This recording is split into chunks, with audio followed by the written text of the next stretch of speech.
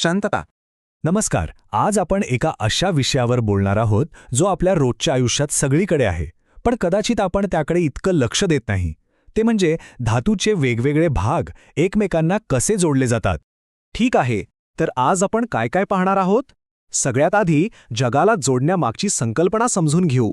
मग आपण बहुपयोगी बोल्ट्सबद्दल बोलू, त्यानंतर कायमस्वरूपी रिवेट्सबद्दल, आणि शेवटी योग्य कामासाठी योग्य फास्टनर कसा निवडायचा हे पाहूया. चला मग सुरुवात करूया.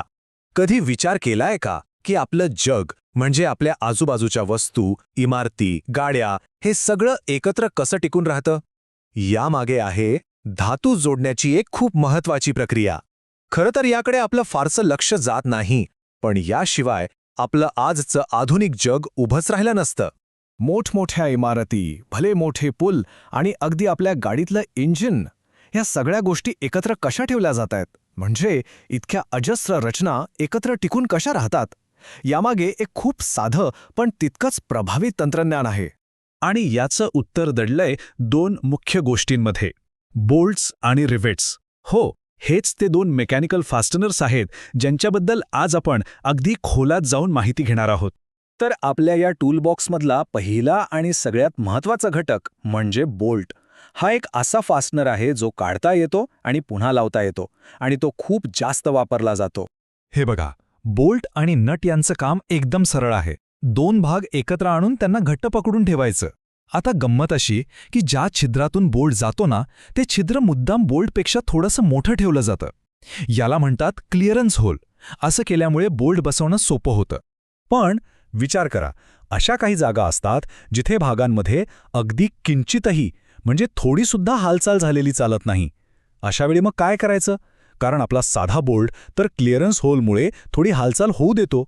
आणि इथेच गरज पडते बॉडी फिट बोल्टची. नावाप्रमाणेच हा एक असा बोल्ट आहे जो भागांना इतका फिट बसतो की त्यांच्यात अजिबात हालचाल होत नाही. एकदम परफेक्ट कनेक्शन.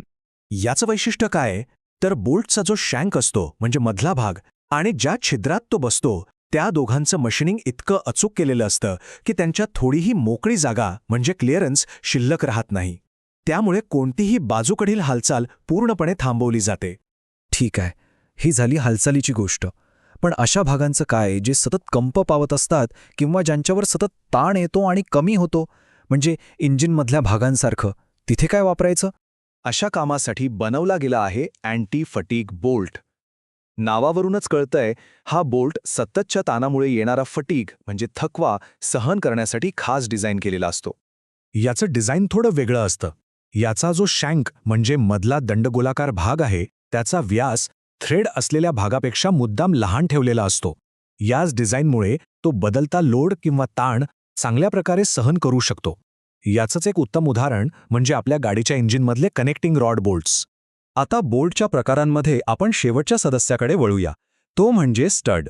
आता याला बोल्टसारखं डोकं नसतं. हा एक असा फास्टनर आहे जो अशा ठिकाणी वापरला जातो जिथे भाग वारंवार वेगळे करावे लागतात. याचा सगळ्यात मोठा फायदा काय माहितीये?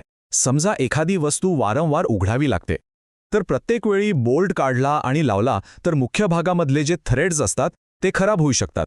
स्टड वापरल्यामुळे काय होतं की फक्त नट खराब होतो आणि तो बदलणं खूप सोपं आणि स्वस्त असतं. मुख्य भाग सुरक्षित राहतो. ठीक आहे, तर हे झालं बोल्ट्सबद्दल. आता आपण आपल्या टूलबॉक्सच्या दुसऱ्या बाजूला वळूया आणि अशा एका फास्टनरबद्दल जाणून घेऊया जो एकदा लावला की कायमचा असतो. त्याला वेगळं करण्यासाठी बनवलेलंच नसतं. आणि इथेच आपल्याला बोल्ट आणि रिवेटमधला मूळ फरक दिसतो. बोल्ट्स हे काढता येण्याजोगे असतात, म्हणजे ते तात्पुरते असतात, तर रिवेट्स ते कायमस्वरूपी जोडणीसाठी बनवलेले असतात, परमनंट. मग प्रश्न येतो की रिवेट वापरायचा तरी केव्हा?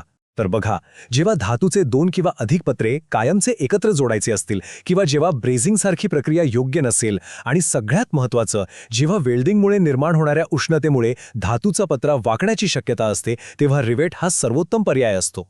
आणि हो, बोल्ट्सप्रमाणेच रिवेट्समध्ये सुद्धा वेगवेगळे प्रकार येतात. त्यांच्या डोक्याचे आकार वेगवेगळे असतात जे त्यांच्या कामानुसार ठरतात. इथे आपल्याला काही प्रकार दिसतायत, जसं की स्नॅप हेड किंवा पृष्ठभागाशी एकसारखा बसणारा काउंटर शंक हेड. तर आत्तापर्यंत आपण बोल्ट्स आणि रिवेट्सबद्दल बरीच माहिती घेतली. मग सगळ्यात महत्त्वाचा मुद्दा काय? तो म्हणजे योग्य कामासाठी योग्य फास्टनर निवडणं. चला तर मग आपण जे काही शिकलो त्याचा एक छोटासा आढावा घेऊया. हा तक्ता बघा.